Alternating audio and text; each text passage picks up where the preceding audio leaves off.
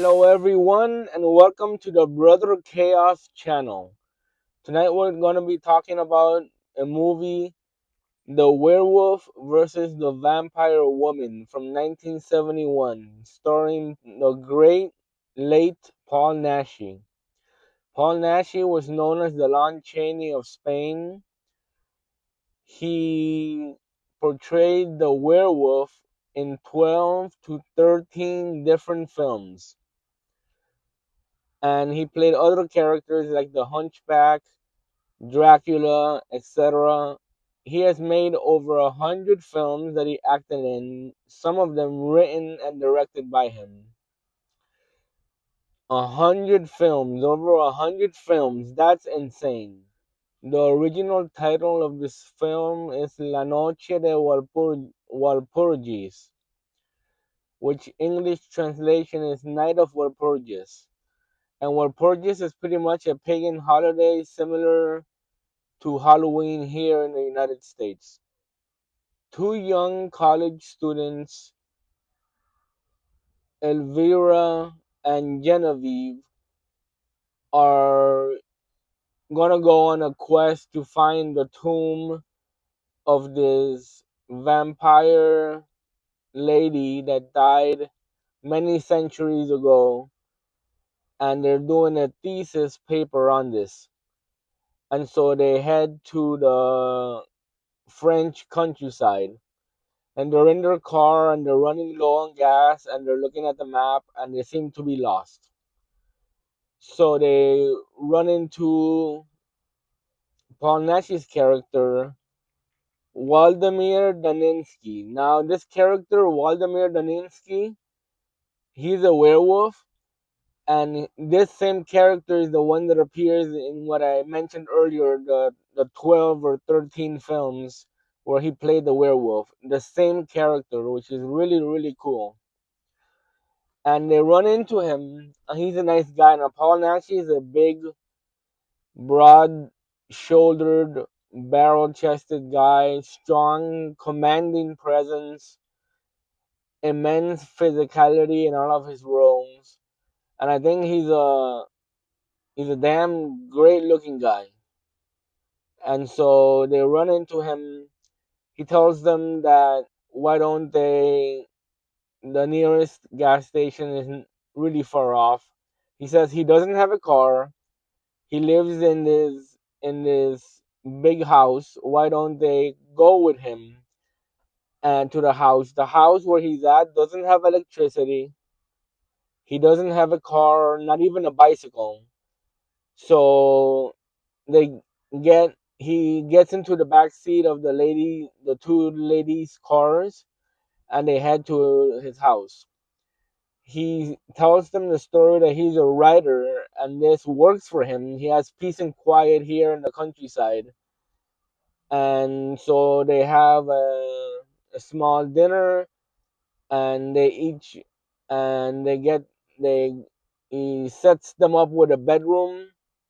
Now during the night, it's strange. The ladies notice that the door doesn't have a lock on it, so they can't lock the door. So they're a little bit worried, especially Genevieve at the beginning. No, I'm sorry, not Genevieve. Elvira is worried that she feels uncomfortable here. But Genevieve is like, no, take this sleeping pill. Take one or two. Actually, take just one. They're very strong, she says. So they go to sleep. In the middle of the night, the handle of the door starts moving, and a woman with a crazed look on her face goes to inside the bedroom and starts talking gibberish and sort of like pulling down the nightshirt of one of the ladies. Um, late the next morning, she leaves. Well, no, she doesn't leave. Waldemar, Polnashi's character, comes inside. He says, "Oh, this is my sister." He tells them the full story the next morning, talking to Elvira, which is the main girl that's trying to find the original gravesite of the vampire woman who was into the occult witchcraft, Satanism, you name it. She was pretty much a daughter of Satan, a vampire. And so he explains that that's his sister that stumbled into the room in the middle of the night. She's mentally unwell, but he takes care of her.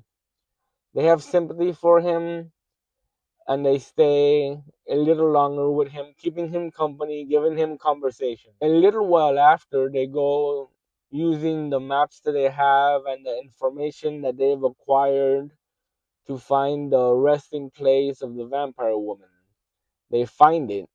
Now, Waldemar and the other two girls move the heavy lid off the crypt, and Elvira says, I don't want to profane the resting place of this lady. So she goes off to explore some abandoned monastery ruins, and they take off the lid of the crypt.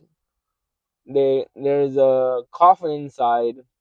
They jimmy, well, they pop it open, and I find the skeleton.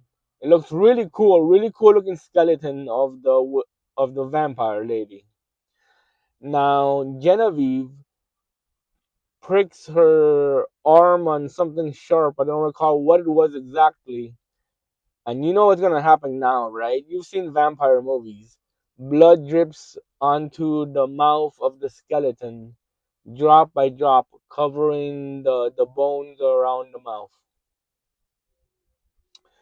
So then that's how the vampire lady is reanimated, and she will appear the next night to Genevieve.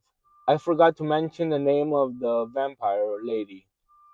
Her name is Countess Wandesa. So she appears during the night to Genevieve, and she starts feeding off the cut that she had on her arm, which was the blood that reanimated her. And then she pretty much ends up turning Genevieve into a vampire. And it's a slow, sensual, dreamlike sequence where Genevieve and the Countess move away Genevieve in her nightdress, the Countess in a black veil. You barely see her face, and they move away out towards the night. And Elvira, as they pronounce it in the dubbed version that I saw, um, pretty much loses her friend for the time being. Elvira has a boyfriend as a police officer that couldn't join them on this trip because he was doing some work in another country, and he will show up in the third act, and I will talk about that in a little bit. Midway towards the film, towards the end of the second act, Waldemar confides in Elvira that he's a werewolf, and the reason that he's in this secluded place is so he doesn't attack people at night. When you're a werewolf, you go insane and you attack and kill people. You're a bloodthirsty creature of the night. So he has this kind of like, not dungeon, but this shack with chains where he chains both of his wrists with sh- shackles, and the chains connected to the ceiling. So on the full moon, he is unable to leave and therefore not kill anybody that he may run into during the night. Okay, now Elvira starts falling in love with Waldemar, and she confesses her love, that she loves him. She spends the night in his bedroom, and now she knows his secret, so she's gonna plan to help him as any way that she can. And supposedly the the way to end the curse is to stab the werewolf with this crucifix dagger in the heart by the person that loves him. The person that loves him, that's true love. So that's what Waldemar is planning on asking Elvira to do. So as I mentioned earlier, Marcel, Elvira's fiance or boyfriend, shows up at the residence of Waldemar, and he convinces Elvira to leave with him.